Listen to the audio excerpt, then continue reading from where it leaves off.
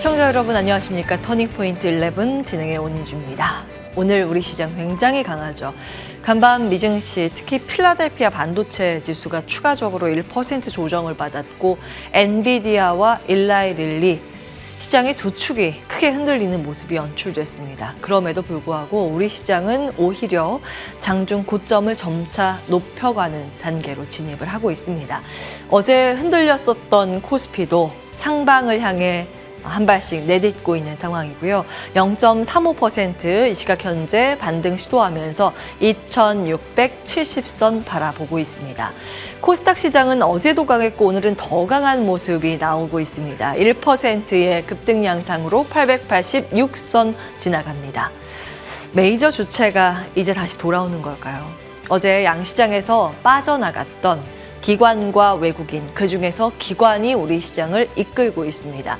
유가증권 시장에서 기관이 1,300억 원 순매수 기록하고 있고요. 외국인은 오늘 장 초반부터 매도 포지션입니다. 제한된 물량이긴 하지만 현재 1,600억 원 팔자 포지션 나오고 있습니다. 코스닥 시장으로 자리를 옮겨보시면 코스닥 시장 쪽에 강력한 수급 주체는 외국인이라는 걸 확인해 보실 수 있습니다. 외국인이 코스닥 시장에서만 360억 원 순매수 기록하고 있고요. 개인이 300억 원 물량을 빼고 있습니다.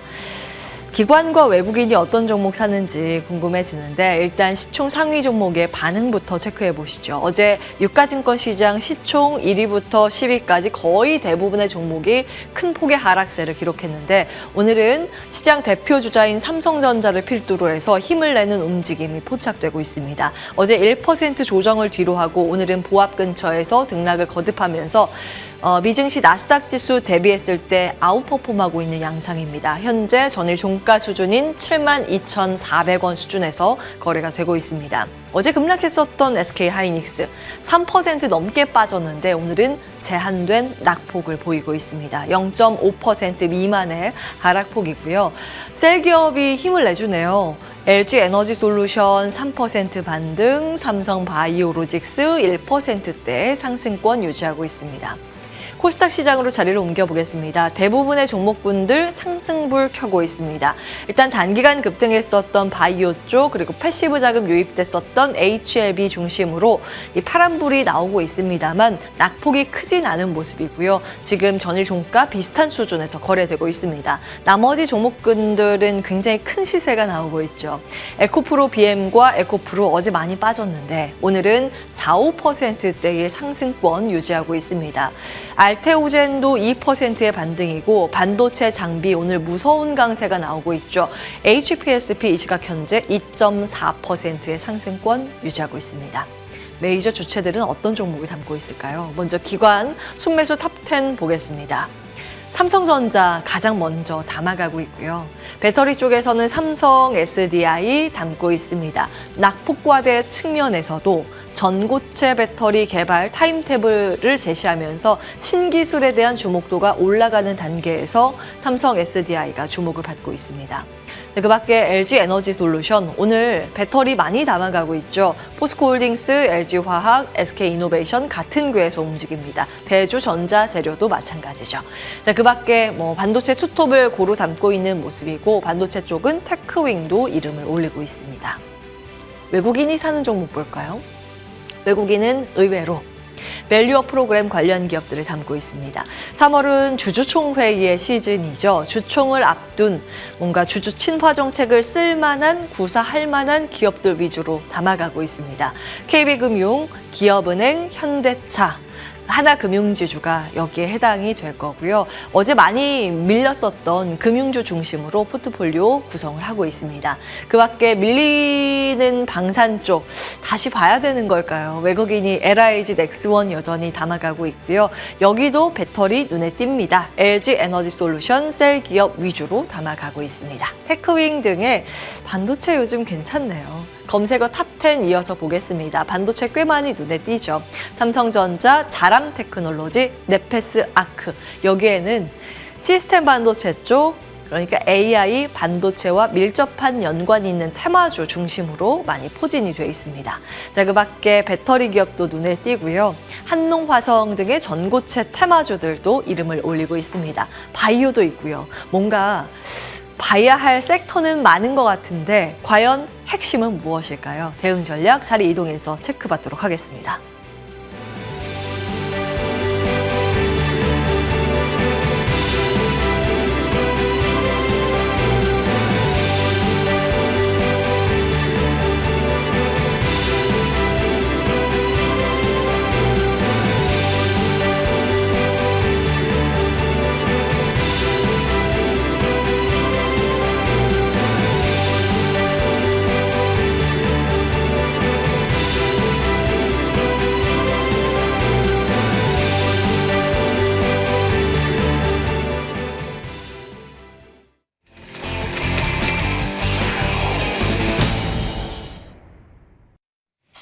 탑10 전략 세워보겠습니다. 오늘은 하이투자증권 스마트 PB센터 이화진 과장 나와 계십니다. 안녕하세요, 과장님. 네, 안녕하세요. 예. 와, 빠르게 봐야 될 것 같은데요. 네. 오늘 질문거리가 굉장히 많습니다. 자, 먼저 정말 이제 바닥을 다지는 것인가? 최근 연속된 상승 기대감이 나타나고 있는 배터리 가겠습니다. 네. 인터배터리 이후에 세론이 나올까 걱정했는데 오히려 세론이 아니라 추가 매수세가 유입되고 있습니다. 삼성 SDI를 필두로 해서 기술인 전고체 배터리 테마가 특히 강한 모습이고요. 요즘에 한 번씩 들썩이고 있는 셀 기업들, 이걸 어떻게 해석을 해야 될까요? 일단은 뭐 인터배터리 이제 끝나고 나서 저는 조금 더 중요하게 생각을 했던 거는 어제 예. 이제 모건 스탠리에서 뭐 우리나라 배터리 업체를 리포트가 나온 건 아니지만 CATL 리포트가 목표가 상향 리포트가 나오게 되면서 어제 12% 이제 상승을 하게 되면서 예. 물론 이제 리튬 가격도 이제 반등하는 모습을 보이긴 했습니다. 물론 그 리포트의 주된 내용은 업황의 회복이라기보다는 그동안 올해 부진했던 그런 부분들이 이미 주가에 선반영됐다라고 얘기가 나오게 되면서 어느 정도 내년을 더 크게 바라보는 흐름이 아니었나라고 생각을 하고 있고, 물론 이제 인터배터리에서 전고체 배터리, 뭐 흔히 차세대 이제 배터리 기술이라고 얘기를 하고는 있지만은 결국에는 우리가 작년에 올라왔던 새로운 2차 전지의 모멘텀보다는 이제는 새로운 모멘텀이 조금 부각되는 모습이기 때문에 2차 전지발 관련해서 흐름이 좀 좋지 않았나라고 생각을 하고 있습니다. 예, 그러면 앞으로도 갈 수 있을까요? 좀 오래 쉬기는 했는데. 예, 결국에는 이제 리튬 가격도 굉장히 좀 중요할 것이라고 생각을 하고 있고, 이제 그동안 테슬라도 가격 인하 정책을 계속 꾸준히 해왔었고, 뭐 여러 BYD나 다른 업체들도 마찬가지겠습니다만은 결국에는 이제 기존의 전기차 경쟁 업체들 자체들은 어느 정도 굉장히 많이 부진했던 모습들이 있기 때문에 결국에는 이제 승자 독식만 좀 남지 않을까 생각을 하고 있습니다. 이제 BYD도 이제 해외 쪽으로 본격적으로 진출하는 모양새고, 우리나라에도 3분기쯤 한국에 상륙할 것으로 보이고 있기 때문에 결국 이 전기차 자체 완성차 업체들은 경쟁이 본격화되겠지만 오히려 배터리나 이런 양극재 업체들은 조금씩 이제 수혜가 생각보다 앞당겨질 수 있지 않을까 생각을 하고 있습니다. 종목을 골라야 되는데 네. 양극재, 네. 음극재, 전통 테마를 봐야 하는 것인가? 미중 갈등의 반사수의 기대가 많고 있는 전해액, 전해질, 분리막, 방막 이런 쪽을 봐야 할 것인가? 아니면 지금 떠오르는 2027년 목표죠. 네. 네. 예, 지금 잡고 있는 전고체 테마인가?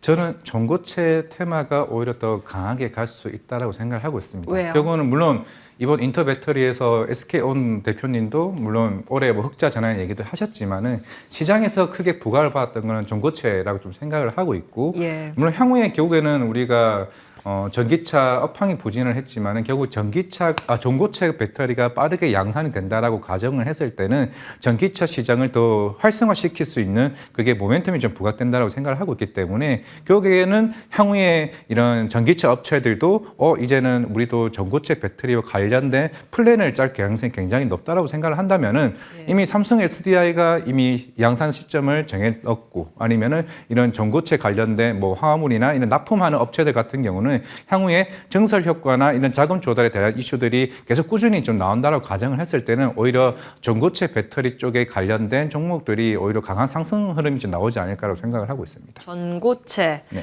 전고체도 좀 나눠지죠. 네. 삼성 SDI가 미는 게 황화물계, 그렇죠. SK는 산화물계, 그리고 LG는 고분자계.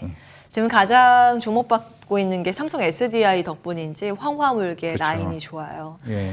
어떤 종목에 주목을 하십니까? 일단은 레이크 머티리얼 같은 경우 자회사가 이제 이 항화물계 관련된 납품을 이제 하고 있는 모습이 있기 때문에 이게 대장주로 움직일 거고, 물론 오늘 같은 경우는 한농화성이나 이슈 스페셜 케미컬 같은 경우가 좀 시장에서는 이제 계속 크게 조금 변동성이 굉장히 커질 것으로 보이고 있는데, 이제는 사실 전기차 새로운 신차들이 우리가 기존에 나왔던 주행거리나 이런 충전 속도를 뛰어넘어서 좀 더 굉장히 업그레이드된 이런 흐름을 좋게 본다라고 하게 되면은 아까 전해액이나 아니면은 CAT 도전자와 같은 이 나노 신소재와 같은 종목들도 제가 볼 때는 이런 시장에서는 어느 정도 큰 흐름으로 매출 향상이 더 크게 나올 수 있지 않을까 생각을 하고 있기 때문에 이쪽 종목들에 대한 흐름, 물론 양극재는 어느 정도 시장에서는 이미 작년에도 계속 꾸준히 얘기가 나왔던 부분이었기 때문에 시장은 새로운 걸 원한다라고 좀 생각을 하고 있습니다. 자, 그러면 전고체 탑픽 하나만 주시고, 그리고 그 전통 2차 전지 배터리 밸류체인 있잖아요. 양극재를 필두로 해서 지금 손실을 많이 보고 계신 투자자들께 코멘트를 주신다면. 네, 일단 전고체 배터리는 지금 상황으로서는 레이크 머티리얼가 반도체도 있는 상황이기 때문에 오히려 이쪽에서 강한 상승 흐름이 좀 탑픽으로 좀 봐도 괜찮다라고 생각을 하고 있고요. 물론 지금 삼성 SDI가 어떻게 보면 배터리 쪽에 그 불을 뿜은 이게 어떻게 보면 가장 앞서 나가고 있는 측면이라 좀 생각을 하고 있습니다. 그런 측면에서는 배터리 쪽에는 삼성 SDI가 일단은 탑픽으로서 굉장히 빠르게 좀 올라가고 있는 측면이고, 2차 전지를 사실 보유하고 있으신 분들은 물론 저도 몇 주 전에도 이 방송에서도 조금은 하반기에 보자라고 얘기를 했는데 이 속도가 조금은 빨라지고 있는 것 같습니다. 그동안 반도체 아니면 바이오 이쪽에 순환매를 흐름을 왔다가 2차 전지 인터 배터리 이후에 대한 모습들이 특히 글로벌 탑픽의 글로벌 IB 업체들에 대한 좀 시각이 바뀌어 나가고 있다는 측면이 그만큼 이제 중국 차 관련해서 조금씩 올라가고 있다는 측면에서 제가 볼 때는 충분히 보유하고 계시는 분들은 굳이 매도 안 하셔도 비중 축소 안 하셔도 되지 않을까 생각을 하고 있습니다. 여기까지 하겠습니다. 배터리 시각을 조금은 긍정적으로 높이셨습니다. 자, 탑10으로 넘어가서 다음은 배터리가 쓰니 이제 반도체 가야겠죠. 네페스 아크. 무슨 일이에요? 네, 일단은 지금 사실 이제 저 지난주도 잠깐 얘기를 했었던 것 같은데 이제는 저는 SK 하이닉스와 한미 반도체에 대한 흐름보다는 삼성전자향에 대한 밸류체인에 좀 주목할 필요는 있다라고 생각을 하고 있습니다. 물론 서서히 이제 얘기 하나씩 나와서 액침 냉각 얘기 나오고 있고 또 새로운 관련된 CXL 이런 이슈들이 계속 나오고 있는 흐름이기 때문에 저는 이 트리거가 물론 다음 주에 열리게 될 관련된 엔비디아 AI 컨퍼런스도 중요하겠지만은 사실 삼성전자 잠정 실적 발표가 저는 굉장히 좀 중요하다고 생각을 하고 있습니다. 이미 반도체 수출액도 이제 계속 꾸준히 좀 잘 나오고 있는 상황이고 실제로 1분기 실적이 삼성전자에 대해서 굉장히 큰 폭으로 지금 시장에서 나오는 거는 영업이익이 1천억에 대한 흑자 전환을 반도체 쪽으로서만 나오고 있는 상황이기 때문에 그 밸류 체인 단은 이제부터 조금 봐야 된다 생각을 하고 있습니다. 그러니까 지금 네페스 아크도 그렇고 지금 시세가 나오는 쪽이 새로운 먹거리, 뉴로모픽 테마인데 그 삼성전자향으로 알려져 있죠. 아직 실체가 있다기보다는 기대감으로 꿈을 먹고 주가의 상승이 나온다 이렇게 보시면 되겠습니다. 지금 기사 나오는 건 낸드의 봄이 앞당겨지나 삼성전자 중국의 시안팹 가동률 70%대 회복 소식입니다. 그동안 낸드가 정말 안 좋았잖아요. 그쵸. HBM은 D램이라서 D램도 괜찮고 그나마 DDR5 전환기라서 D램 쪽은 나쁘지 않았고 작년 말에 이미 흑자 전환 성공을 했는데 낸드 적자 발목으로 메모리 사업부가 무너졌었습니다. 근데 낸드도 이제 괜찮은 것인가 기대감이 군부를 떼고 있는 그런 양상. 그러면 레거시 쪽도 봐야 되는 건가요? 네.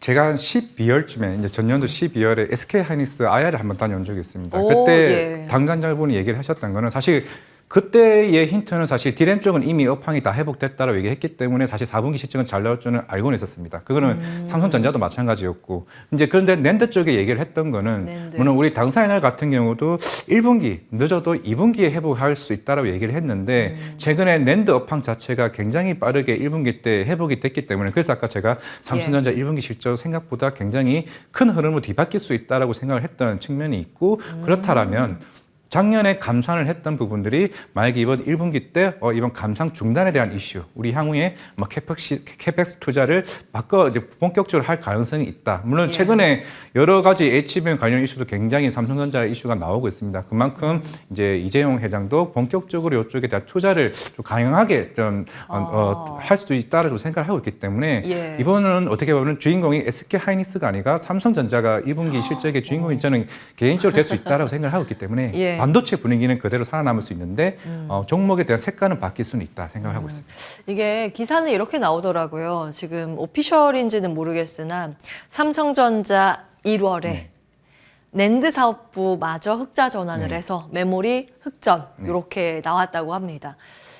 그러면 지금부터 삼성전자 밸류체인 어떤 종목을 봐야 하는가 압축 좀 해주시겠어요? 뭐 하나마이크론, 뭐 이오테크닉스 이제 여러 종목이 있다라고 좀 생각을 하고 있습니다. 물론 이오테크닉스는 계속 저도 꾸준히 계속 얘기를 해왔던 거고, 워낙 삼성전자 쪽에 굉장히 디램의 이제 그 노출도가 굉장히 높은 이제 회사라고 보이고 있고, 이미 1월 달부터 계속 꾸준하게 업무 협약이나 이런 레이저 어닐링 장비에 대한 수요도 계속 나오고 있다는 측면이 있기 때문에 이오테크닉스 좀 봐야 되고, 결국 하나마이크론 그리고 갑자기 또 생각이 안 나는 종목이 있는데 제가 최근에 한번 정리를 했었는데 그동안 SK 하이닉스 위주로만 보다가 아무튼 관련 삼성전자 아마 밸류체인은 아마 시장에서 나와 있는 종목들이 있을 겁니다. 제가 다음 주에 다시 정리를 할 텐데 아마 그 종목들 위주로 아마 색깔이 좀 크게 좀 바뀔 수 있다고 생각을 하고 있습니다.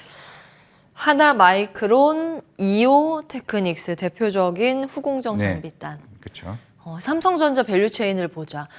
보통 근데 삼성전자하고 SK 하이닉스랑 둘 다 들어가는 것도 많고 그렇잖아요. 네, 맞습니다.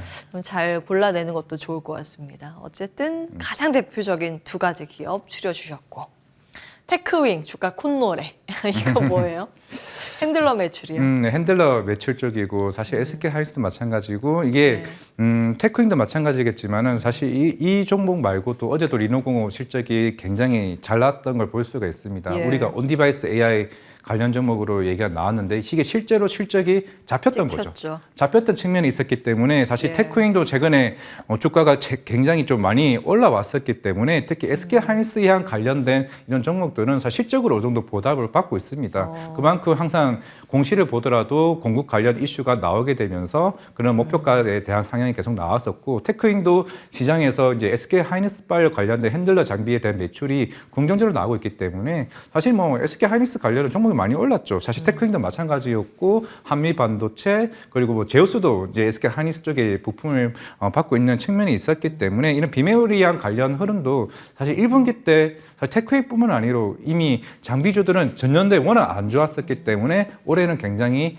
실적이 이미 수주받은 물량들이 매출에 인식되는 시즌이다라고 생각하고 있습니다. 자, 뭐 이것도 괜찮긴 하지만 결국 삼성전자 밸류체인이 더 좋다 이 말씀 주신 거고, 이오테크닉스, 하나마이크론, 그리고 제가 부르는 종목 안에서 지금 잊어버린 종목이 있는지 한번 체크해 주세요. 네.